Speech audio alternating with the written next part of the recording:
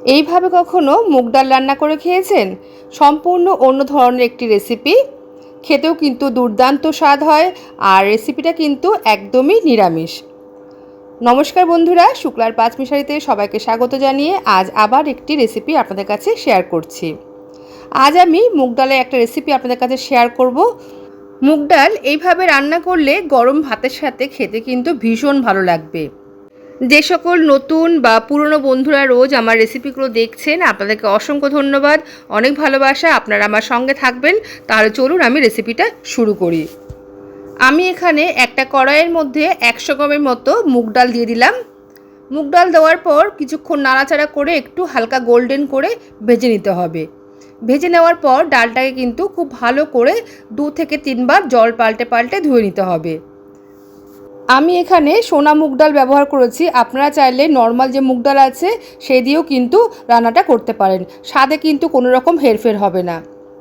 এবার আমি 2 থেকে 3 বার জল পাল্টে ডালগুলো কিন্তু ভালো করে ধুয়ে নেব। এদিকে আমি কড়াইতে জল গরম করতে বসিয়ে রেখেছিলাম, আর জলের মধ্যে এবার দিয়ে দিলাম 1/2 টিস্পুনের মতো নুন। নুন দেওয়ার পরে আমি সম্পূর্ণ ডালটা দিয়ে দেব। ডালটা দিয়ে কিন্তু সেদ্ধ করতে বসিয়ে দেব। ডাল এখানে কিন্তু প্রায় 70%-এর মতো সেদ্ধ করে নিতে হবে।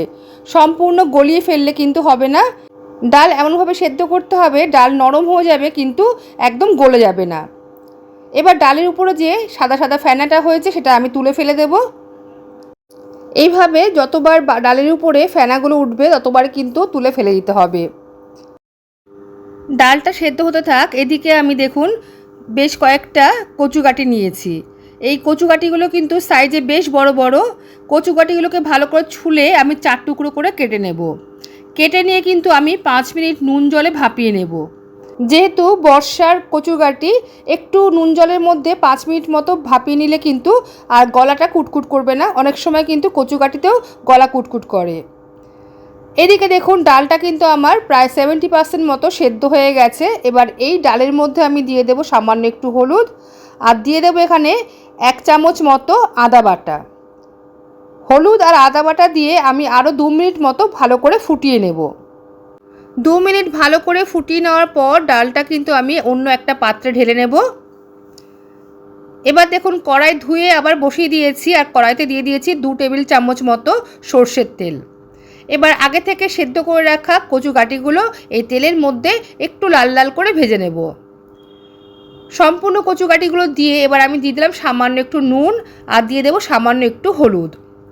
কাটিগুলো সামান্য একটু লাল লাল করে ভেজে নিতে হবে। কচু কাটিগুলো এদিকে ভাজা হোক, ততক্ষণ আর একটা মশলা আমি আপনাদেরকে করে দেখাই।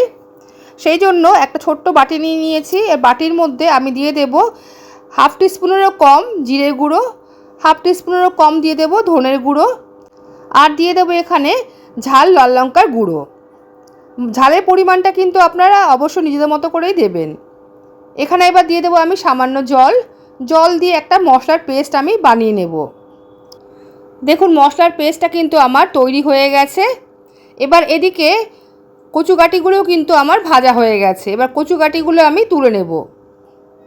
আপনারা যদি কচু কাটি সেদ্ধ না করেন তাহলে বলবো আর একটু বেশি সময় ধরে ভেজে নেবেন। আমি এখানে কচু কাটিগুলো হালকা করে একটু লাল করে ভেজে নিলাম। সম্পূর্ণ কচু কাটিগুলো তোলা হয়ে গেলে এবার ওই তেলের মধ্যে প্রথমে ফোড়নে দেব একটা তেজপাতা, আর দিয়ে দেবো একটা শুকনো লঙ্কা। এবার দিয়ে দেব আগে থেকে থেতো করে রাখা 3টে এলাচ, লবঙ্গ আর একটুখানি দারচিনি স্টিক। কয়েক সেকেন্ড একটু নাড়াচাড়া করে নেব। কয়েক সেকেন্ড নাড়াচাড়া করে নেওয়ার পর আমি এর মধ্যে দিয়ে দেব 1/4 টিস্পুন মতো সাদা জিরে ফোড়ন। সাদা জিরে ফোড়ন দিয়েও আবার একটুখানি নাড়িয়ে নেব। কয়েক সেকেন্ড আবার একটু নাড়িয়ে নেওয়ার পর আমি এর মধ্যে দিয়ে দেব 1 টেবিল চামচ মতো কোরানো নারকেল। আমি এখানে কোরানো নারকেল ব্যবহার করছি, আপনারা চাইলে নারকেল কুচি করেও কিন্তু এখানে দিতে পারেন। নারকেল দিয়ে আবারও আমি 1 থেকে 1.5 মিনিট মতো ভালো করে একটু নাড়িয়ে নেব। আর এই সময় কিন্তু গ্যাসের ফ্লেম আমি একদমই কম করে রেখে দিয়েছি। 2 মিনিট মতো নাড়িয়ে নেওয়ার পর আমি এর মধ্যে দিয়ে দেব আগে থেকে তৈরি করে রাখা মশলার পেস্ট। মশলার পেস্ট দিয়ে প্রথমে কয়েক সেকেন্ড একটু নাড়িয়ে নেব। নাড়িয়ে নেওয়ার পর সামান্য একটুখানি জল দেব। এখানে আমি মশলার বাটিটা ধুয়ে সামান্য একটু জল দিয়ে দিলাম যাতে মশলাটা পুড়ে না যায়। জল দিয়ে আবারও আমি ভালো করে এবার মশলাটা কষিয়ে নেব। মশলাটা কিন্তু এখানে 2 থেকে 3 মিনিট ভালো করে আমি কষিয়ে নিয়েছি, গ্যাসের ফ্লেম একদম কম রেখে। এবার আমি দিয়ে দেব আগে থেকে ভেজে রাখা কচুর গাঁটিগুলো। কচু গাঁটিগুলো দিয়ে মশলার সাথে আবারও 2 থেকে 3 মিনিট খুব ভালো করে কষিয়ে নেব। বন্ধুরা, রেসিপিটা একবার হলেও আপনারা বাড়িতে ট্রাই করে দেখবেন, যে কোনো নিরামিষ দিনে খেতে কিন্তু অসাধারণ স্বাদ হয়। 2 থেকে 3 মিনিট ভালো করে কষিয়ে নেওয়ার পর এবার আমি দিয়ে দেব আগে থেকে সেদ্ধ করে রাখা ডাল। আর এই ডাল রান্নাটা কিন্তু খুব বেশি পাতলা হবে না, একটু ঘন ঘন হবে, তাহলে খেতেও কিন্তু বেশ ভালো লাগবে। ডাল দিয়ে একটু নাড়ি চাড়িয়ে দেওয়ার পর আমি এর মধ্যে দিয়ে দেব স্বাদ মতো নুন। ডাল সেদ্ধ করার সময় আমি নুন দিয়েছিলাম, তো এইবার আমি একটু বুঝে কিন্তু নুনটা দিলাম। আর দিয়ে দেব স্বাদ মতো চিনি। নুন আর চিনি দিয়ে আবার একটু নাড়িয়ে দেব। নাড়িয়ে দিয়ে আমি 5 থেকে 7 মিনিটের জন্য গ্যাসের ফ্লেম লো টু মিডিয়ামে রেখে ফুটতে দেব। দিয়ে দিলাম 4টে চিড় করা কাঁচা লঙ্কা। কচু গাঁটিগুলো যেহেতু আগে আমি একটুখানি সেদ্ধ করে রেখেছিলাম, সেই জন্য কচু গাঁটিগুলো কিন্তু সেদ্ধ হতেও সময় লাগবে না। 5-7 মিনিট পর দেখুন আমি দেখাচ্ছি, ডাল কিন্তু একদম রেডি হয়ে গেছে আর কচু গাঁটিও কিন্তু সেদ্ধ হয়ে গেছে। যেহেতু আগে থেকে আমি অল্প করে ভাপিয়ে রেখেছিলাম, সেই জন্য কচু গাঁটিগুলো কিন্তু সেদ্ধ হতে সময় লাগেনি। আর এই রান্নায় কচু গাঁটি যদি একদম গলে গেলেও কিন্তু খেতে ভালো লাগবে না। দিয়ে দিলাম উপর থেকে 1 চামচ মতো ঘি। ঘি দিয়ে কয়েক সেকেন্ড ফুটিয়ে নিয়ে এবার কিন্তু আমি গ্যাসের ফ্লেম বন্ধ করে দেব। তাহলে বন্ধুরা, তৈরি হয়ে গেছে কচু গাঁটি দিয়ে মুগ ডাল। দুর্দান্ত স্বাদের নিরামিষ একটি রেসিপি, খেতে কিন্তু ভীষণ ভালো হয়, আপনারা অবশ্যই একবার ট্রাই করে দেখবেন। তাহলে বন্ধুরা, আজকের এই রেসিপি আপনাদের কাছে কেমন লাগলো অবশ্যই কিন্তু জানাবেন লাইক কমেন্টের মাধ্যমে।